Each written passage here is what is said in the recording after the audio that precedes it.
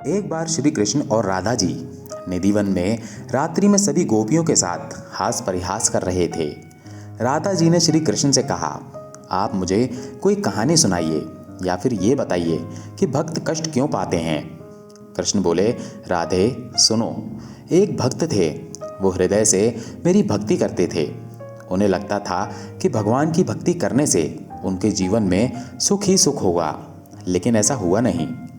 उन्हें भक्ति करते करते कई साल बीत गए और वो निर्धन होते चले गए।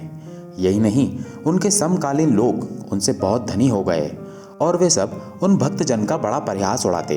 भक्त को लगता उनसे अच्छा तो ये लोग ही जीवन जी रहे हैं, इन्हें तो भगवान की भक्ति भी नहीं करनी पड़ती। मैंने भी इतना समय लगाकर देख लिया, न तो प्रभु मिले और ना ही जीवन में कुछ सुख आया।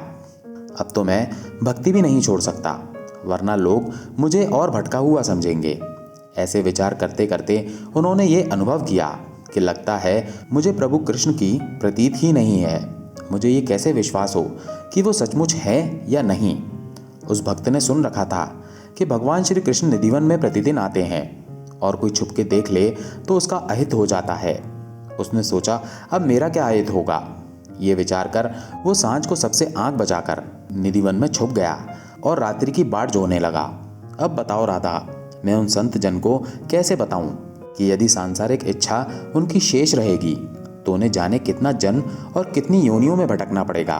इसलिए मैं उन्हें सांसारिक सुख नहीं दे रहा, और अगर वो संसार की आसक्ति हटा दें तो उन्हें सब कुछ मिल जाएगा।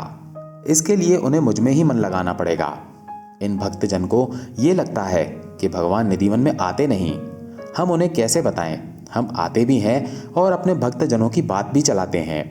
ऐसा कहकर श्री कृष्ण मुस्कुरा दिए। तभी वो भक्त जो वहां छुपे बैठे थे भगवान की अद्भुत दिव्य लीला देखकर चमत्कृत रह गए। वे दौड़ के आए और प्रभु के चरणों में गिर गए। वे राधा रानी का भी बहुत आभार करना चाहते थे जो उन्होंने ऐसा प्रश्न किया, लेकिन वो कुछ कह ही नहीं पाए। प्रभु की अनुकंपा से जब वे कुछ बोल सके और जब उनसे वर मांगने को कहा गया तो बार बार आग्रह करने लगे कि उनके इस दिव्य स्वरूप को ही वो नित्य देखना चाहते हैं। प्रभु ने कहा, ठीक है, तुम यही निधिवन में लता बनकर रहो। अब से तुम भी हमारे साथ नित्य रात्रि में रहोगे।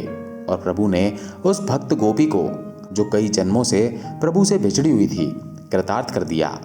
जय श्री कृष्ण।